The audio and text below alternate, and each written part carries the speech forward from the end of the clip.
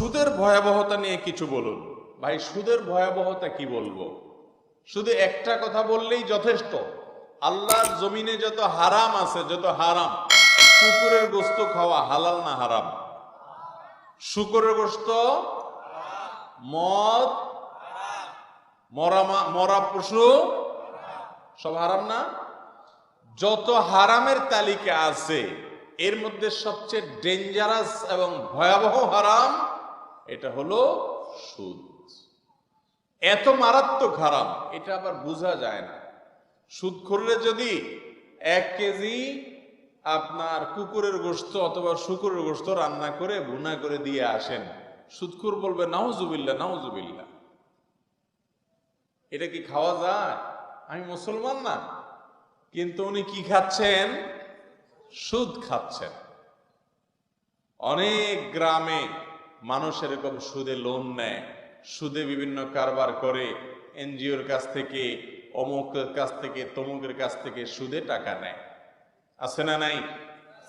এই সুদখোরদেরকে বলবেন, ভাইরে, এই সুদের কারবার করার চাইতে তুমি একটা মরা গরুর গোশত 1 কেজি খাও, সেটা বরং গুনাহ একটু কম হবে। সেটাও গুনাহ, কিন্তু পরিমাণ একটু।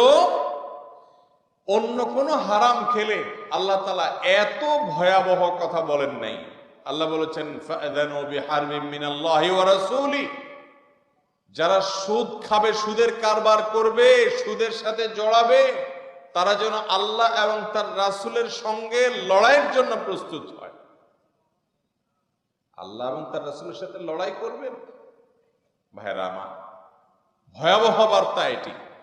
সুদের যত অপকারিতা আছে, সুদ কত ডেঞ্জারাস অপরাধ, যে এর যত ক্ষতি আছে এর মধ্যে একটা ছোট্ট সাধারণ ক্ষতি হলো নিজের আপন মায়ের সাথে কেউ জিনা করলে এই যত খারাপ, যত ডেঞ্জারাস, এটা যত বড় পাপ, সুদের অপরাধ তার চাইতে অনেক বড় পাপ। চিন্তা করা যায় ভাইরা আমার, কিন্তু এটা বোঝা যায় না। আমাদের কাছে এখন সুদটা খুব নরমাল বিষয়। গোটা পৃথিবীর অর্থ ব্যবস্থা দাঁড়িয়ে আছে সুদের উপরে, কারণ ইবলিস সুদের উপরে গোটা দুনিয়াকে উঠাই দিয়েছে, যাতে করে মানুষ জাহান্নামে বেশি যায়। কারণ জাহান্নামে মানুষকে নেওয়াই হলো তার মিশন। আর ইমানদারের চেষ্টা হবে এর বিপরীতে টিকে থাকার চেষ্টা করা। আল্লাহ তাআলা আমাদেরকে সুদকে না বলার মতো ইমানের শক্তি দান করুন। দুনিয়াতে সুদখোরের ধ্বংস অনিবার্য। আপনারা বলবেন, ভাই, সুদের কারবার করলে আল্লাহ এবং তার রাসূলের বিরুদ্ধে বিদ্রোহ, যুদ্ধের শামিল, এটা হয় সেটা হয়, আল্লাহ তাআলা ধ্বংস করবেন। আল্লাহ কোরআনে বলেছেন